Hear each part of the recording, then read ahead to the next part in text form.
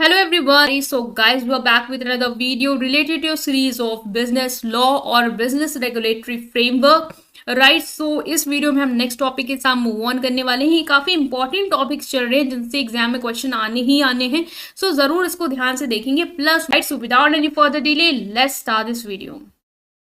So now guys, in this video we are going to discuss the most important topic, that is the types of contract. इससे पहले हमने contracts क्या हैं वो discuss किया। अब हम समझेंगे टाइप्स क्या हैं आपके कॉन्ट्रैक्ट के। सो टाइप्स ऑफ कॉन्ट्रैक्ट को डिस्कस करते हैं। The Indian contract act 1872 recognises various type of contract based on their nature के बेसिस पे बहुत सारे टाइप्स ऑफ कॉन्ट्रैक्ट उन्होंने बताए हैं। अब हम समझेंगे मेन टाइप्स ऑफ कॉन्ट्रैक्ट कौन कौन से हैं इस अंडर के, इस एक्ट के अंडर। ठीक है, तो पहला है ऑन द बेसिस ऑफ इनफोर्सिबिलिटी। इनफोर्सिबिलिटी के बेसिस पे कॉन्ट्रैक्ट होंगे, मतलब कि कैसे ये इनफोर्सिबल है। अगर ये इनफोर्सिबल है तो उसके बेसिस पे लागू हो पा रहे हैं। तो लागू करने के बेसिस पे हम इनको क्लासिफाई करेंगे। पहला है वैलिड कॉन्ट्रैक्ट।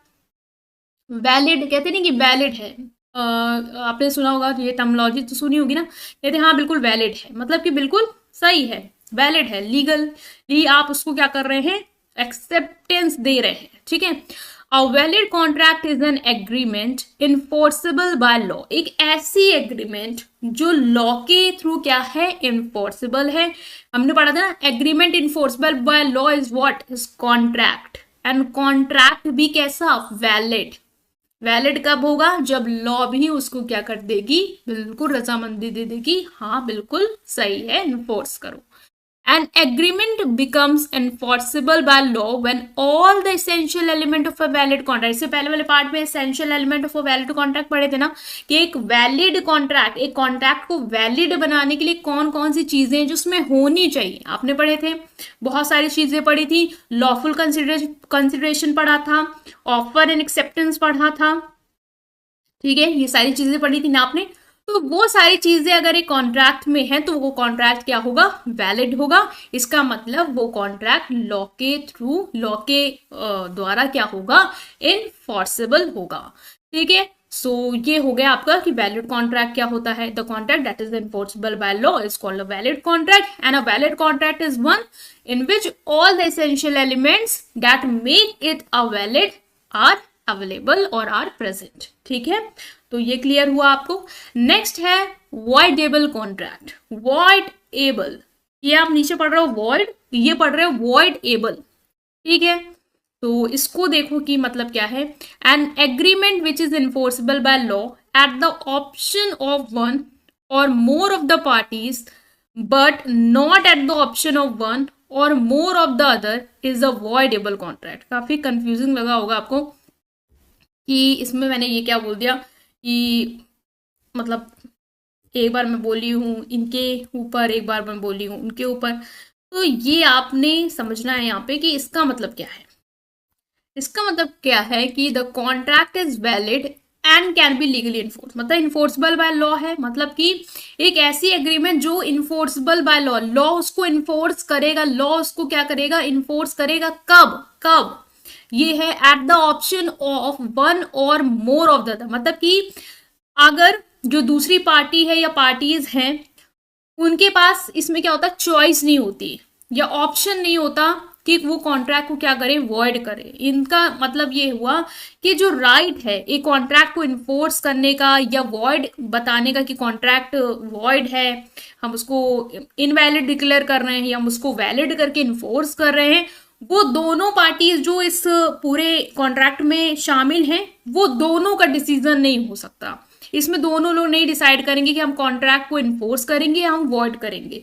ये एक पार्टी के हाथ में होता है, ये सेलेक्टिव होता है। मतलब कि क्या है कि जो वॉइडेबल कॉन्ट्रैक्ट है ना आपका, वो तभी वैलिड होता है जब तक जो दूसरी पार्टी है, ठीक है, जिसके पास ये ऑप्शन है कि वो उसको वॉइड कर सकती है या उसको इन्फोर्स कर सकती है, अगर वो चूज करे ये करना तो। मतलब ऑप्शन दूसरे के पास है। जैसे कि मान लो पार्टी ए है, उसने पार्टी बी के साथ क्या है, कॉन्ट्रैक्ट किया है। तो पार्टी बी को मान लो पहले, जैसे ये कॉन्ट्रैक्ट जो होते हैं ना, वो पहले कोर्ट ने वैलिड डिक्लेयर कर दिए होते हैं, बट जब कोर्ट फर्दर उसको और वेरीफाई कर रहा होता तब वो पाता है कि इसमें कुछ ऐसी चीजें करी गई हैं जिससे दूसरी पार्टी, मान लो पार्टी बी का क्या है, नुकसान हो रहा है, उसको कुछ टर्मिनोलॉजी में मिस इंटरप्रेट किया गया, उसको कुछ छुपाया गया, उसके साथ कुछ फ्रॉड किया जाता है, तो वो पार्टी बी के सामने ये चीजें रखता है कि आपके साथ ये चीजें हुई हैं। अब पार्टी बी को वो एक रेमेडी के रूप में एक ऑप्शन देता है कि भाई तुम एक काम करो, या तो इस कॉन्ट्रैक्ट को वॉइड डिक्लेयर कर दो क्योंकि तुम्हें ये चीजें नहीं बताई गई हैं, या तो तुम, अब तुमको बता दिया गया है तो या तो तुम, अगर तुम्हें लगता है तो तुम इसको इन्फोर्स करा दो। ठीक है, तो ये जो चॉइस है ना कि इन्फोर्स कराना है या इसको हमें वॉइड कराना है, ये किसके पास है, ये दूसरी पार्टी के पास है जिसके साथ क्या हुआ है, ये धोखा हुआ है। ठीक है, तो ये डिपेंड करता है भाई उस पार्टी पे कि वो ये कराना चाहता है या नहीं। ठीक है, तो ये ऐसे कॉन्ट्रैक्ट होते हैं जहां पे लॉ अलाउ करता है एक या एक से ज्यादा पार्टी जो भी है भाई जिनके साथ भी चीजें हुई हैं कि वो उस कॉन्ट्रैक्ट को या तो इन्फोर्स कर दे या तो उसको वॉइड कर दे। इसीलिए कहते हैं वॉइडेबल, मतलब वॉइड हो सकते हैं कि भाई इनको वॉइड डिक्लेयर कर दिया जाए, इनवैलिड डिक्लेयर कर दिया जाए। क्यों? क्योंकि दूसरी पार्टी जिसके साथ ये चीज हुई उसको ये ऑप्शन कोर्ट ने दिया है कि भाई तुम चाहो तो तुम ये कर दो, मतलब वॉइड कर दो, तुम चाहो तो इसको इन्फोर्स कर दो। भाई वॉइड भी हो सकते हैं, इसलिए एक संभावना, इसलिए हम इन्हें कहते हैं वॉइडेबल कॉन्ट्रैक्ट। ठीक है, तो ये समझ में आया होगा आपको कि वॉइडेबल कॉन्ट्रैक्ट एक ऐसे कॉन्ट्रैक्ट होते हैं जो एक ऑप्शन देते हैं दूसरी पार्टी को जिसके साथ भी धोखा हुआ है, या जिसके साथ धोखा क्या कहे, जिसके साथ बातें थोड़ी मिस इंटरप्रेट की गई हैं या एरर था कॉन्ट्रैक्ट में। भाई कोर्ट ने दोबारा रिव्यू किया तो उसने देखा भाई कोई एरर है जिसके लिए पार्टी जो भी पार्टी है, ठीक है, उसके इंटरेस्ट को हार्म हो रहा है, तो उसको एक ऑप्शन दिया उसको रेमेडी के रूप में कि आप बताओ इसको वॉइड डिक्लेयर करना है, इलीगल कर देना है, बिल्कुल नन कर देना है, या आप बताओ कि हम इसको इन्फोर्स करें। ठीक है, तो ये आप समझ गए वॉइडेबल कॉन्ट्रैक्ट क्या है। It is void contract. ठीक है, वॉइड कॉन्ट्रैक्ट के बारे में अगर आप देखेंगे तो वॉइड कॉन्ट्रैक्ट क्या होता है, void contract is one that is fundamentally flawed and lack legal validity, मतलब इसमें लीगल वैलिडिटी नहीं है, मतलब एक कॉन्ट्रैक्ट को लीगल बनाने के लिए जो जो चीजें हैं वो चीजें इसमें नहीं होती है, इसलिए हम इस कॉन्ट्रैक्ट को क्या करेंगे, कहेंगे वॉइड।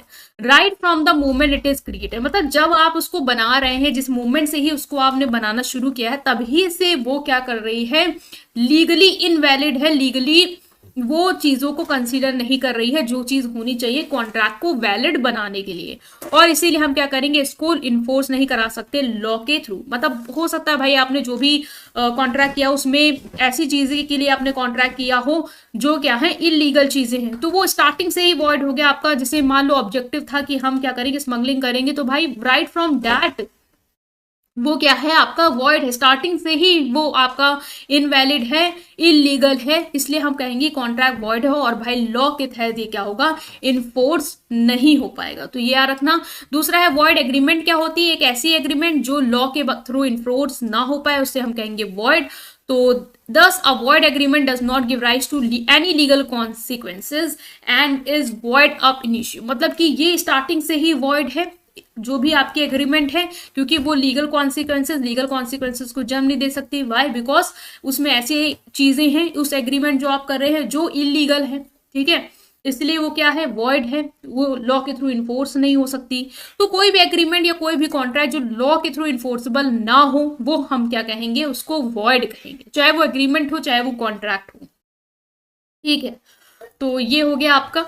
तो ये जो वॉइड कॉन्ट्रैक्ट होते हैं ना, वो लॉ की नजरों में स्टार्टिंग से ही एग्जिस्ट नहीं कर रहे, इनका कोई अस्तित्व ही नहीं होता है, ये पहले से ही डिक्लेयर है कि ये वॉइड है। ठीक है, तो ये हो गया। Next is unenforceable contract. Unenforceable contract क्या है, which is valid in it but it is not capable of being enforce. ये अपने में क्या है, वैलिड है, जैसे वो तो क्या, वो था क्या, वो वैलिड ही नहीं था। ठीक है, वो स्टार्टिंग से ही वॉइड है, वो स्टार्टिंग से ही आपका अनलॉफुल एक्टिविटीज को लेके है, इसलिए वो स्टार्टिंग से ही लॉ की नजरों में बिल्कुल खारिज है। लेकिन अनइन्फोर्सेबल कॉन्ट्रैक्ट क्या होते हैं, ये वैलिड होते हैं, अपने आप में वैलिड है, लीगल एलिमेंट कंसीडर कर रहे हैं, बट ये एनफोर्स्ड क्यों नहीं हो पा रहे हैं कोर्ट से, क्योंकि इसमें कुछ टेक्निकल डिफेक्ट आ गया। जैसे कि मान लो कोई आपने कॉन्ट्रैक्ट किया जिसमें आपने ओरली कर लिया, लेकिन वो राइटिंग में होना चाहिए था, तो उसके रिटन रिकॉर्ड नहीं है, इसलिए आप उस कॉन्ट्रैक्ट को इन्फोर्स नहीं कर पा रहे लॉ के थ्रू। या रजिस्ट्रेशन जरूरी था उस कॉन्ट्रैक्ट के लिए जो आपने नहीं कराया, इसलिए वो कॉन्ट्रैक्ट इन्फोर्सेबल नहीं है, या स्टैम्प की जरूरत थी वो आपने नहीं लगवाया है, ठीक है। सो ये सब जो टेक्निकल एरर है या डिफेक्ट है, इन सब की वजह से कॉन्ट्रैक्ट क्या हो जाता है, वैलिड होने के बावजूद भी लॉ के थ्रू इन्फोर्स नहीं करा सकते, ठीक है। इलीगल और अनलॉफुल कॉन्ट्रैक्ट तो बिल्कुल क्लियर होगा आपको, ऐसा कॉन्ट्रैक्ट जो इलीगल है या अनलॉफुल, मतलब agreement which is expressly and impliedly prohibited और फॉरबिडन बाय लॉ, मतलब एक ऐसी एग्रीमेंट आपने की है जो या तो लॉ खुल के एक्सप्रेस करके, मतलब लॉ नहीं, मतलब एग्रीमेंट जो है वो खुल के एक्सप्रेस करके बता रही है कि हम ऐसी एक्टिविटीज कर रहे हैं जो अनलॉफुल है, या छुपा हुआ है उस कॉन्ट्रैक्ट के अंदर कि वो इलीगल एक्टिविटीज में इन्वॉल्व हो रही है इस कॉन्ट्रैक्ट के थ्रू, तो वो लॉ क्या करेगा, फॉरबिड कर देगा, वो इसको वॉइड डिक्लेयर कर देगा, इन्फोर्स नहीं करेगा, वो इनवैलिड हो जाएगा लॉ से, लॉ की नजरों में स्टार्टिंग से ही, जब से वो बन रहा है तब से ही वो खारिज है।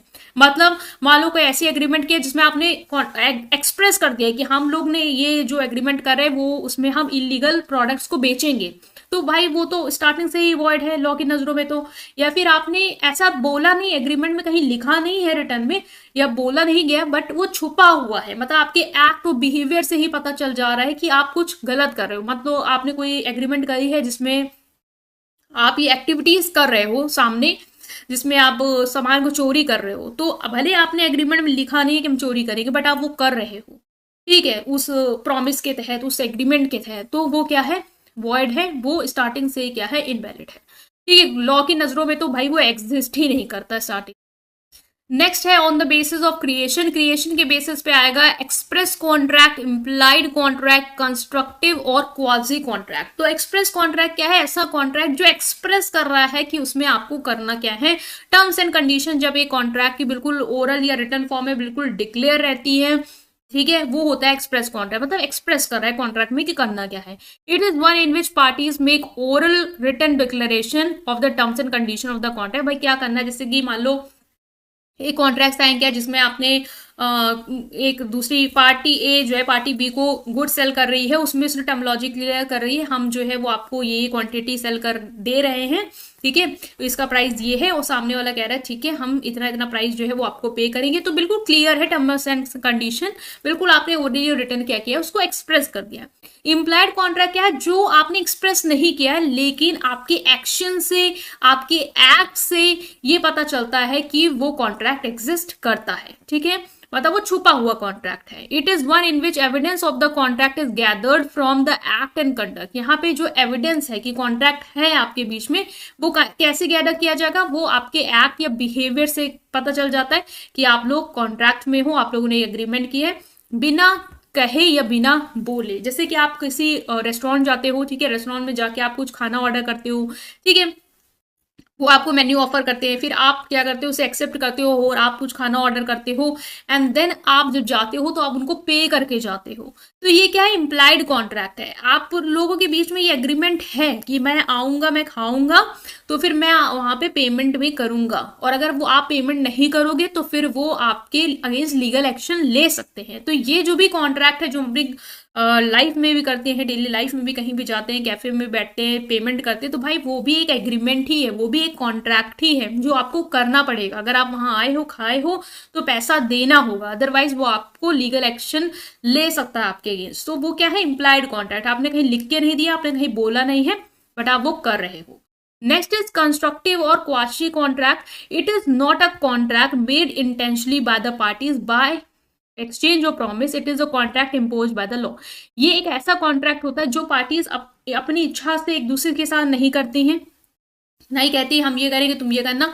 ये कॉन्ट्रैक्ट होता है जो आपके ऊपर लॉ थोपता है, मतलब कि the basis of this contract is that no can be allowed, no one can be allowed to enrich himself at the cost of the other. मतलब ये कॉन्ट्रैक्ट के तहत ये कहता है कि कोई भी पर्सन नहीं अलाउड है कि वो अपने आप को फायदा पहुंचा ले दूसरे के नुकसान पे। मतलब कि जैसे मान लो कल को आपके घर में क्या हुआ, किसी ने फूड डिलीवर कर दिया और आपको पता था वो आपने ऑर्डर नहीं किया था, बट आप गए और आपने क्या कर लिया, एक्सेप्ट कर लिया, बल्कि आप देख रहे हो किसी और का एड्रेस है, मान लो पड़ोसी का ही एड्रेस है, देन भी आप सोच रहे छोड़ो यार लाओ में दो, ठीक है। तो ये क्या हुआ, इस कॉन्ट्रैक्ट के तहत जो क्वासी कॉन्ट्रैक्ट, कंस्ट्रक्टिव कॉन्ट्रैक्ट, इस कॉन्ट्रैक्ट के तहत आप पे लीगल एक्शन हो सकता है। वाई, क्योंकि ये कॉन्ट्रैक्ट ये कहता है कि आप किसी और की कॉस्ट पे, किसी और के एक्सपेंस पे अपने आप को अनफेयर फायदा, अनजस्टिड फायदा नहीं दे सकते हो।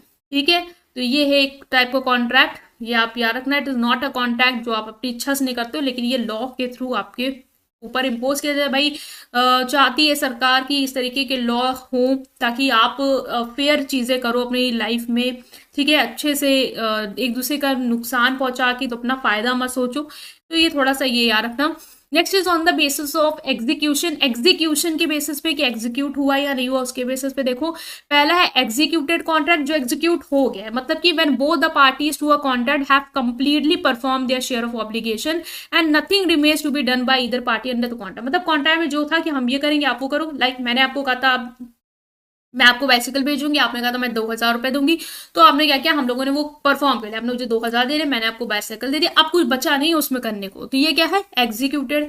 नेक्स्ट इज एग्जीक्यूटरी, मतलब when either parties have still to perform their share of obligation in to और there remains something to be done under the contract on both side. मतलब कि जब ये जो कॉन्ट्रैक्ट है, जो भी परफॉर्मेंस थी, जो भी हमें करना था उस कॉन्ट्रैक्ट के तहत, वो अभी बाकी है करना, वो हमने नहीं किया है। ठीक है, तो बचा हुआ है, वो ऑब्लिगेशन निभाना बचा हुआ है, कुछ बचा है जो हमें दोनों को एक दूसरे जो हमने कॉन्ट्रैक्ट में एग्रीमेंट की थी वो हमें अभी भी करना है, तो अभी भी एग्जीक्यूट नहीं हुआ, एग्जीक्यूटरी है। ठीक है, तो next is on the basis of performance in relation to parties, ये लास्ट है कि पार्टीज के साथ कैसा रिलेशन है उसकी परफॉर्मेंस के बेसिस पे।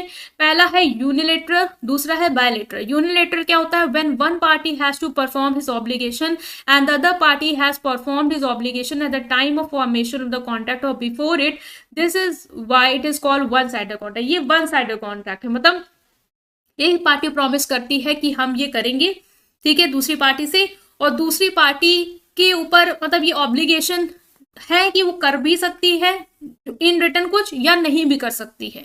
ठीक है, ऐसे कोई ऑब्लिगेशन नहीं कि आपको जो भी सामने वाला कह रहा है उसकी रिटर्न में आपको कुछ करना ही करना है। ठीक है, तो ये वाला कॉन्ट्रैक्ट क्या हो गया, ये हो गया यूनिलेटरल कॉन्ट्रैक्ट। ठीक है, जब एक पार्टी की ऑब्लिगेशन है कि वो क्या करेगी, करेगी, मतलब यूनिलेटरल पार्टी में, यूनिलेटरल कॉन्ट्रैक्ट में क्या होता है, एक पार्टी प्रॉमिस करती है कि हम ये काम करेंगे और दूसरी पार्टी जो है वो ओनली तभी उसके वो ऑब्लिगेशन है कि वो अपना पार्ट ऑफ कॉन्ट्रैक्ट करे जब उसको लग रहा है कि उसे करना चाहिए, तो और अगर उसने अपना पार्ट ऑफ चीजें कर दी तो कॉन्ट्रैक्ट क्या हो गया, फुलफिल्ड हो जाएगा। जैसे कि आपने मान लो एक रिवॉर्ड रखा कि आपका कोई आइटम लॉस हो गया था, आपने उसके लिए रिवॉर्ड ऑफर किया कि जो मेरा आइटम जो है वो खोया है उसको लेके आएगा और मैं उसको क्या दूंगा, रिवॉर्ड दूंगा। और दूसरा पर्सन जो, ठीक है, जो लाना चाहता है, जो ढूंढना चाहता है, उसने उसको ढूंढ लिया।